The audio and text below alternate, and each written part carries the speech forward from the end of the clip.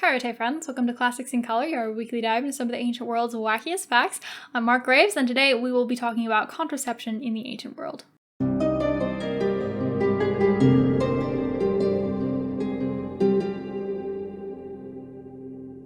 So to start off with some modern scholarship, as usual, I recently read Contraception in the Roman Empire by Keith Hopkins, so I would recommend that as a place to start off if you're looking to read more on this topic. The other thing is that this topic is kind of difficult because ancient thinkers don't seem to have a very clear idea of what they're thinking or talking about. Their terms aren't very clear. For example, they don't have a clear distinction between abortion and contraception. It seems like they're very confused about those things, and some of the procedures that they recommend, it seems like maybe they're trying to do both, or they're not sure which one they're trying to do. They also don't have a very clear idea of when pregnancy starts. So at one point, Pythagoras recommends that pregnancy should be 7 months long, which I would not recommend. If you can go the full 9, definitely do that. But there's definitely some weirdness going on in the ancient texts and the ancient thought, so we're just going to have to try to do our best here today. So now let's look at a primary source, some stuff that some ancient people actually said.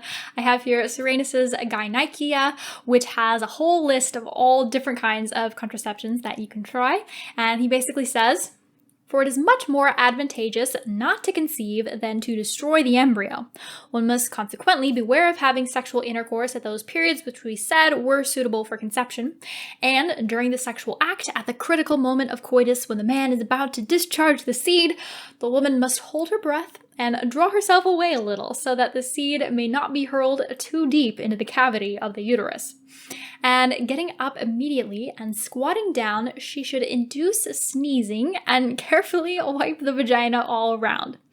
She must even drink something cold. It also aids in preventing conception to smear the orifice of the uterus all over before with old olive oil or honey or cedar resin or juice of the balsam tree, alone or together with white lead, or before the act with moist alum or with galbanum together with wine, or just to put a lock of fine wool into the orifice of the uterus, or before sexual relations to use vaginal suppositories which have the power to contract and to condense." So that is quite a list of methods. We see first off is just the rhythmical method, basically trying to time up your sex so that it doesn't overlap with a woman's fertile period. The problem with this is that many ancient doctors and scientists thought that the most fertile part of the cycle was actually right after the period, that week right after, which we now know is incorrect. So if anyone was practicing this method, it actually probably wasn't doing anything for them, so that's unfortunate. Then all these different substances that you can stuff in your vagina, some of them, like vinegar, brine, and alum, apparently are actually spermicidal. They will kill sperm. And the stickier ones, like olive oil and the pine resin, can actually trap sperm and keep them from going up any further in the uterus. So I don't know what the percentage of effectiveness on any of these are. It's probably not very high. I wouldn't recommend that you use them, but it is true and interesting that they would probably be better than nothing. So then Aetius has some more fun, magical methods that you can try. He says, wear the liver of a cat in a tube on the left foot, or else wear part of the womb of a lioness in a tube of ivory. This is very effective. So of course, no one in the ancient world is above using a good old amulet for stuff. I just think it's a very hilarious image to picture somebody having sex, but they have an amulet tied on their foot, and it's just sort of knocking around, I guess. It's just, I find this a very humorous mental image.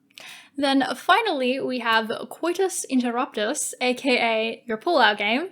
And strangely, this is not mentioned, as far as I'm aware, in any of the medical or scientific writers that we have from the ancient world. Or if it is, it's very rare. Nobody really talks about this. We have all these other weird concoctions and things to stick up your vagina, but nobody ever mentions you can just pull out.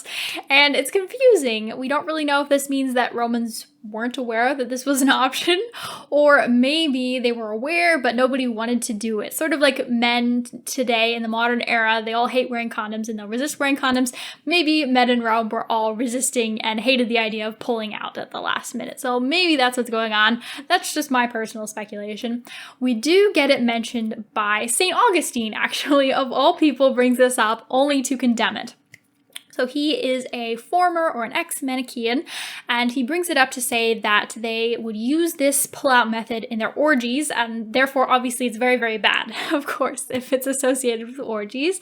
And he is a Christian, so in his mind, the only valid reason to have sex is to have babies, to be procreating.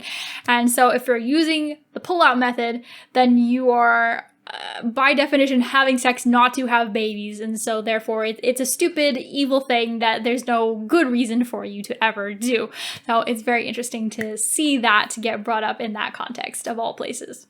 Thank you so much for checking out this video on contraception in the ancient world. I hope none of you go out and rely on the methods that we talked about today. Special thank you to subscribers and to Patreon members. I hope to see all of you again next week. Karating.